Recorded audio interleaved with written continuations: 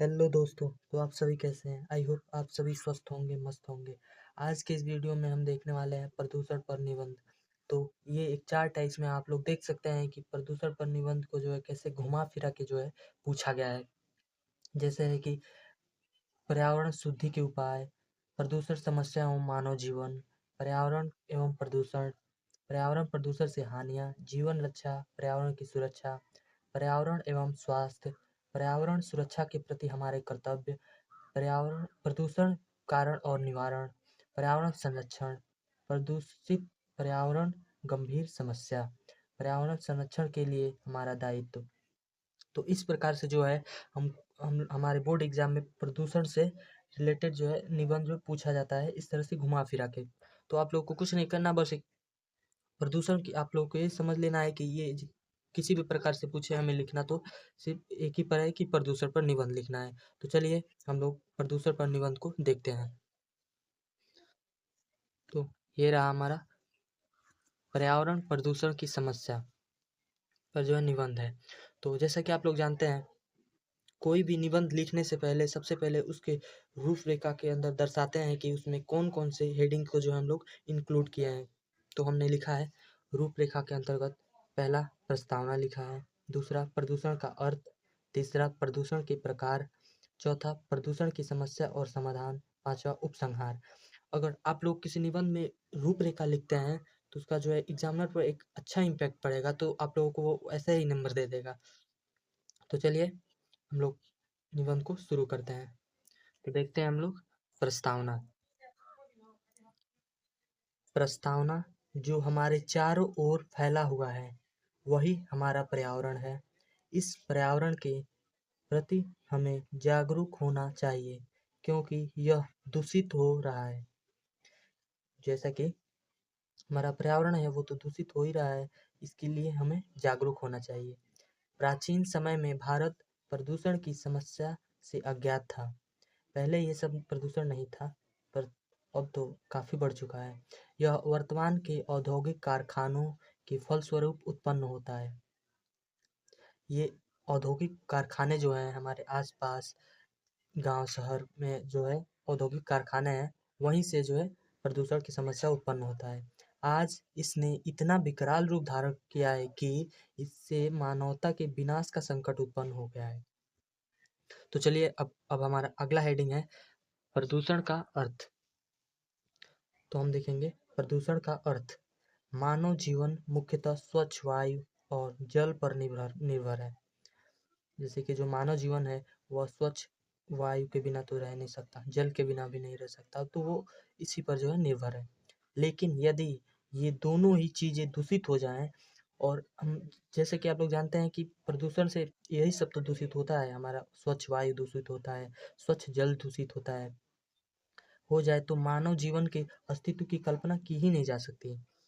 तो अब जब यही दूषित हो जाएगा तो मानव जीवन की कोई कल्पना नहीं की जा सकती। स्वच्छ वातावरण में ही जीवन का विकास संभव है।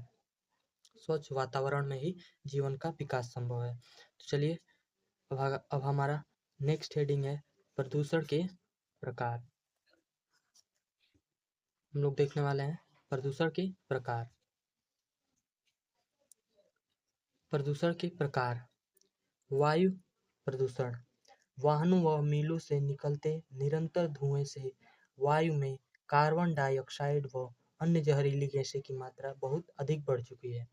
इसलिए वाहनों के जब चलने से जो धुआं निकलता है उससे कार्बन डाइऑक्साइड और अन्य जहरीली गैसें जो है निकलती हैं, जिससे मानव सही से सांस नहीं ले पा रहे हैं।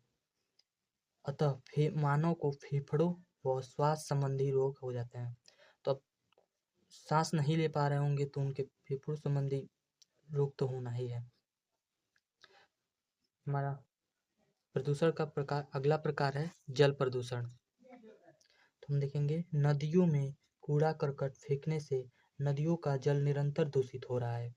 अब बहुत लोग जो है नदियों में ही कोई डस्टबिन कुछ भी होता है तो वही फेंक देते हैं, तो उसी से हमारा जो नदियों का जल भी निरंतर जो है दूषित होने लगा है, जिसके फलस्वरूप अनेक बीमारियां हो रही हैं, जैसे हैजा, टाइफाइड आदि।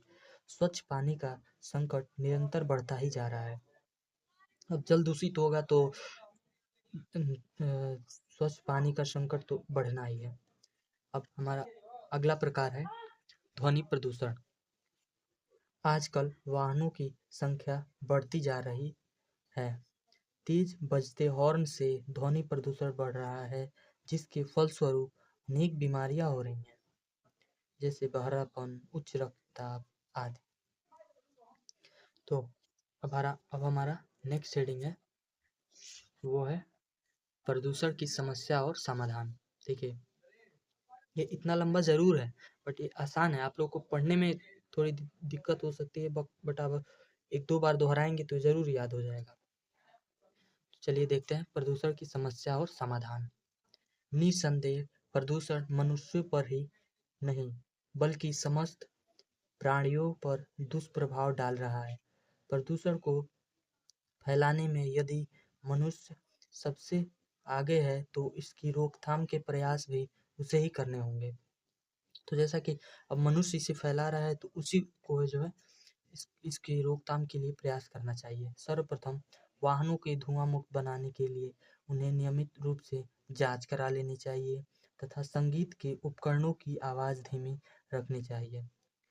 हॉर्न की आवाज़ जो है वो धीमी रखनी चाहिए, ताकि शोर आदि न फैले।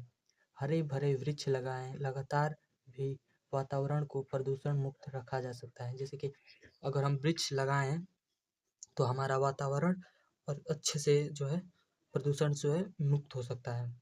अब हमारा लास्ट और नॉट लिस्ट, हमारा अंतिम हेडिंग है उपसंहार। उपसंहार में हम लोग देखने वाले हैं